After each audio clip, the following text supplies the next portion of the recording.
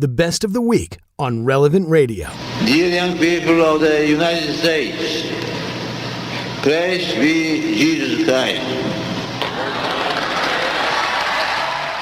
And welcome back to Morning Air. I'm John Morales. Thanks so much for joining us. Now, this coming Sunday, October 22nd, is the feast of St. John Paul II, on the 45th anniversary of his inauguration as Pope. He broke the Italian mold, he traveled the world visiting 129 countries, and he re-landscaped the papacy. Pope St. John Paul II's legacy is immense. St. John Paul II, John Paul the Great, was also the record-setting Pope. Habemus Papam. In the 2,000-year history of the Catholic Church, no pope ever set as many records during his pontificate than Pope John Paul II. His 26-year reign was the third longest in the history of the papacy. Only Pius IX and St. Peter's pontificates lasted longer than Pope John Paul II. This Holy Father was also the most traveled pope in history, traveling outside the Vatican more than 1,500 times for official trips. Pope John Paul II visited 129 nations and traveled more than 700,000 miles, more than 3 times the distance to the moon. Altogether, Pope John Paul II spent over 2.5 years away from the Vatican.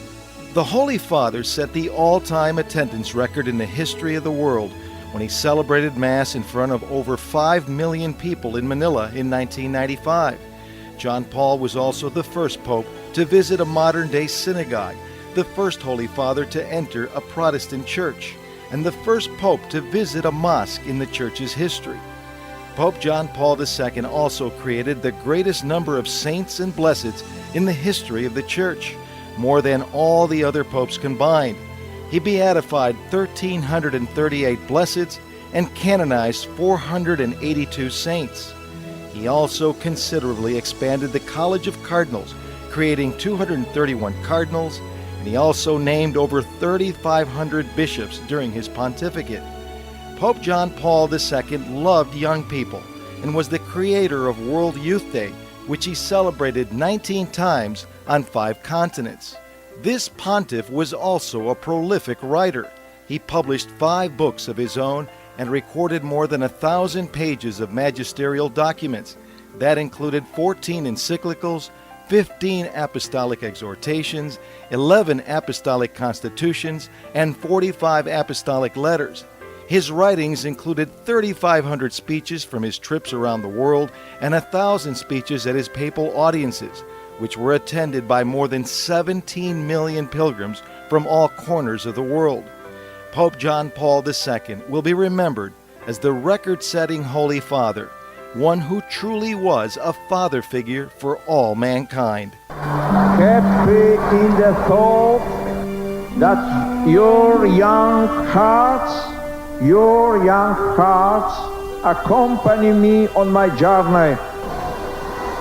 Keep the faith joyfully. I spoke to author and papal biographer George Weigel from Rome earlier this week about the life of Pope St. John Paul II, his relationship with Jews and Muslims, and why he was the great ecumenical pope. George Weigel is a distinguished senior fellow of the Ethics and Public Policy Center, a Catholic theologian and one of America's leading public intellectuals. He's also the author of Witness to Hope, the biography of Pope John Paul II, and several other books on this Holy Father. Here's my conversation with George Weigel. Good morning, George. Thanks so much for joining us from Roma. It's a joy to be with you in anticipation of the feast of Pope St. John Paul II coming up this Sunday.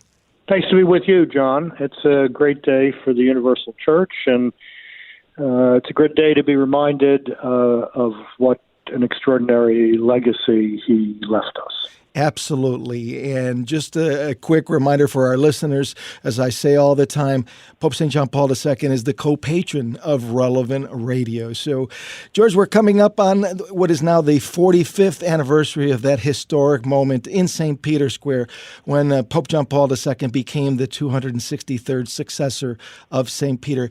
One of the things I wanted to talk about here, John Paul II as the ecumenical pope. He was called the Great Unifier. And I think that this is especially relevant today with the wars that are going on in the Holy Land, not to mention Ukraine. Can you share some of your thoughts on John Paul II, the Great Unifier? Well, John Paul II understood that unity can only be built on truth. That was his approach to the Catholic Church's dialogue with Anglicanism, with various Protestant communions, with the Orthodox churches of the Christian East. I think his approach to essentially reinventing the Catholic-Jewish dialogue was to reorient it toward biblical truth. These two peoples of the book needed to make a common witness to the truths about the dignity of the human person that the book, the Bible, teaches us. He would have been deeply distressed, horrified by the actions of Hamas in Israel recently. He knew political terror from the inside. He lived for 5.5 years under the draconian Nazi occupation of his native Poland, in which, as one of his classmates told me, you never knew whether you were going to be alive tomorrow morning. So he would be entirely empathetic and sympathetic to people who were living under the threat of this kind of mindless barbarism that we saw displayed by Hamas. John Paul II had a great love for Ukraine. Polish-Ukrainian history is very tangled, very complicated, often not very nice. And yet he understood that Ukraine deserved a chance at being independent, free, prosperous, and faithful. And he tried to help the Ukraine that freed itself from the collapse of the Soviet Union to be just that. His visit to Ukraine, his pilgrimage to Ukraine in 2001, was really an extraordinary event.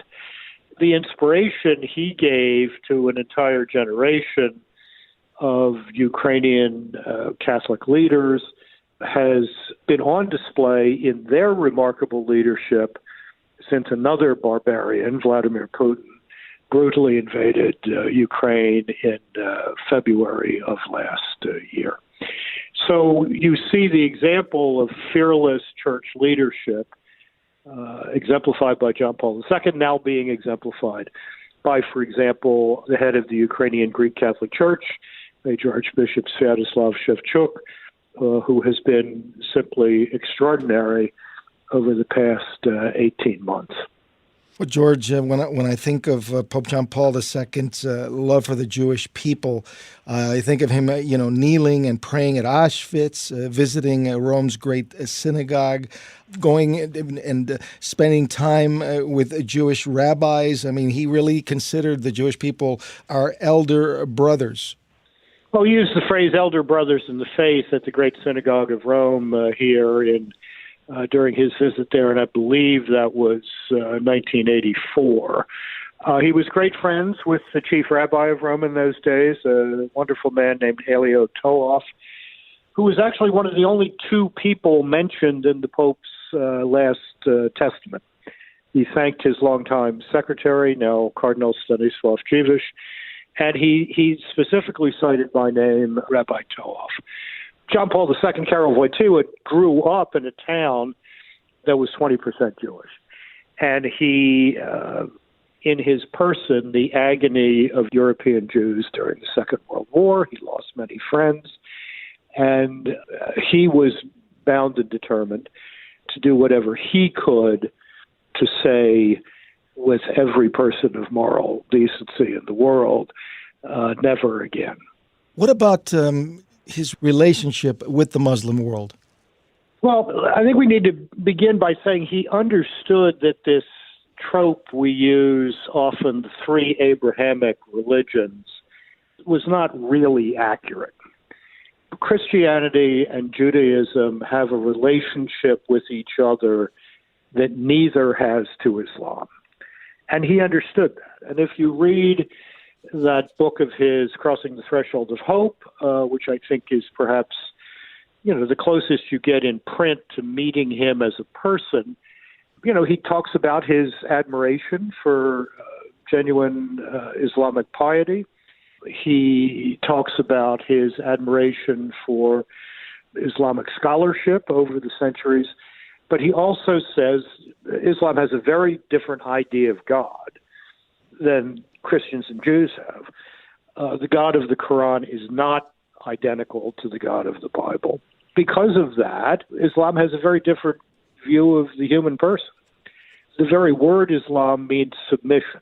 And there's a big difference between submission and conversion. People of the Bible also have a different relationship, and he understood this, to our sacred text, the Bible, than Muslims have to the Quran. I mean, pious Muslims believe that the Quran was dictated. Christians and Jews do not believe that the Bible was dictated. So biblical interpretation is a real art and science in the Jewish and Christian worlds, whereas in Islam, the interpretation of the Quran tends to be almost a kind of mathematical exercise because there is no room for interpretation. I mean, it's, the text is the text and that's it, period. So, while John Paul II understood, particularly in the wake of 9/11, that there were real problems in the world, the post-Cold War world, with jihadist Islam, he did whatever he could to try to build some bridges of understanding. He understood that not all Muslims are jihadists, but he also understood that the notion of jihad did have roots in some forms of religious thought in the Islamic world. And he knew that had to be a subject of serious conversation and debate. And exactly a couple of months after 9/11 in January of 2002, the Holy Father, Pope John Paul II, called for an interfaith day of prayer for peace in the world. His famous words, "Violence never again, war never again, terrorism never again." It's a reminder, that was not the first time that he called for a day of prayer. He did it years earlier in Assisi. The importance of praying for peace in this world, just as relevant today as it was then. Well, that's certainly true, John. We never know what avenues of decency our prayer will open up and otherwise hardened hearts and minds. But, there's another facet of John Paul II's legacy that bears on this question of terrorism and whatnot. And that is, his penultimate encyclical, Fides et Ratio, Faith and Reason. In that, John Paul II said that faith and reason need each other. Faith challenges reason to broaden its horizons, and reason prevents faith from becoming superstition. Reason can temper faith from becoming superstitious and irrational. And that is absolutely true, and it's absolutely missing from jihadist Islam, where reason is not tempering religious enthusiasm, which has become grotesquely and barbarously violent, and imagining that these atrocities are being somehow validated by God. So the insistence of John Paul II on faith and reason is, as he put in that encyclical, two wings on which the human spirit rises to a contemplation of the truth. The world needs that very badly today, and the Islamic world needs it in a particularly urgent way. George, there's so much to talk about when it comes to Pope St. John Paul II. So little time here this morning, but we really appreciate you taking the time to be with us all the way from Rome. It's been an honor to be with you, George. Thank you, John. Always good to talk to you. This entire episode of Morning Air is on the Relevant Radio app. The Relevant Radio app is completely free and updated daily with fresh articles, podcasts, and prayers. Don't delay. Download the app today, and thanks for listening.